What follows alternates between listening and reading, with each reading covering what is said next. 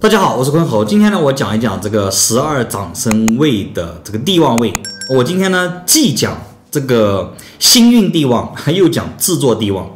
那首先我们来看这个地旺位的解释啊，一共有3点。第一点呢，就是掌控欲会十足，地旺位嘛，对吧？等于是你看从临官位，你刚刚走马上任，在这个位置已经干了很多年，已经很熟悉了，你可以掌握所有的这个资源了。那你肯定想更进一步，所以说你就掌控欲十足嘛，还有非常自信，无敌的自信，光芒四射啊，就是这样的一种情况。第二点呢，就是充满着挑战欲啊，斗争精神，就是总是要挑战自己的能力边界，总是要去尝试各种各样的以前没尝试过的事情。所以第3点啊，总是喜欢新鲜事物啊，就会有这种情况，就什么都想试一下。八字有地旺位的人，他都会有这种的一个特性，但凡自己没有尝试过的东西，都想试一试，因为他觉得自己无所不能，什么都可以啊，就想去各方面去尝试啊，就会有这样的一些情况出现啊。然后呢，我们现在来讲一下这个制作，还有这个星运日元地旺有什么区别。好，我们先看第一个案例。第一个案例呢，就是我自己本人的八字，我们可以看见我的年柱是己巳，对吧？那己巳的话，己遇到巳就是制作地旺，所以说我们可以看到下面有个这个制作地旺，就有这种情况出现。那制作地旺呢，就是我的食神是坐在地旺位上面的。那像我的食神坐在地旺位，那就代表的我的食神是非常非常旺的，它起到一个非常旺的一个东西。那食神是什么呢？食神代表开创精神，代表的是言谈举止。所以说你看我在这个油管频道里面，现在录了几百个视频，没有一个视频是重复的。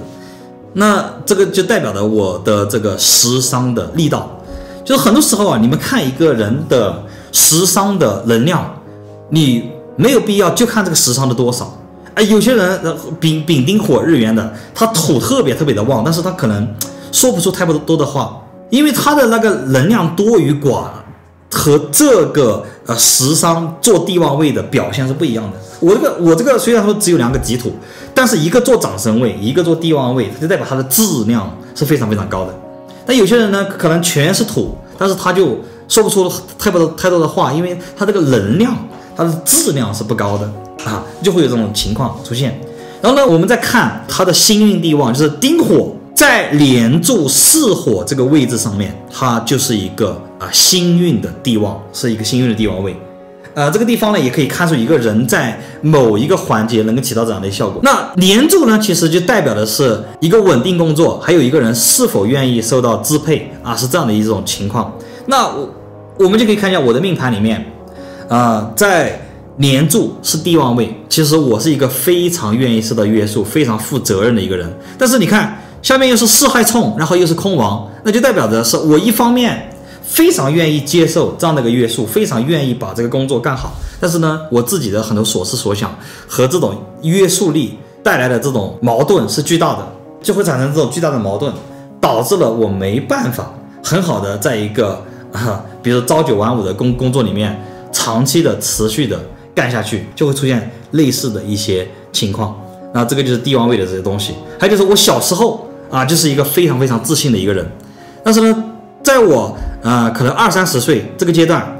开始巳亥冲之后呢，地旺位被冲，是不是进入社会里面就碰头了，就受到一些挫折了，然后就会有一种从非常非常的自信，然后呢再到自卑，然后呢现在是不是到了这个酉金长生位，又开始调整自信的这样一个过程就是这个样子的。所以说这个是制作的地旺，还有了星运地旺，它所表示出来的情况是有所不同的。那我们再看第2个案例第2个案例呢，艮金日元，地支有2个酉金，都是它的地旺位。这是我下面带的一个吉他学生，但是我对他的情况还是非常了解。他就是一个非常非常自信的一个人非常的自信但是呢，有时候又非常的自卑。那为什么会出现这样的情况呢？你看，像他的地旺位是空亡的，像这种地旺位，他如果说不空亡的呢，他的这种自信就会延续。但是如果说地旺位空亡了，这样的人一般就会表示有时候无敌的自信，有时候呢又非常非常的自卑那这个东西就持续不了就会有这样的一些情况出现。那这个孩子呢，他也会出现为有时候啊非常非常自信、光芒四射，他充满挑战精神，什么都敢做啊，然后呢又喜欢各种新鲜的事情啊，都会有。但是不好的东西呢，就是因为他空亡了，再结合他整个八字里面是这种财克印的格局，所以说就影响到了他的这种学业，他的学习成绩本来是智商是特别高的，但是因为他这个特性啊，他的学业、他的学习成绩就很差，他就没有办法那个很好的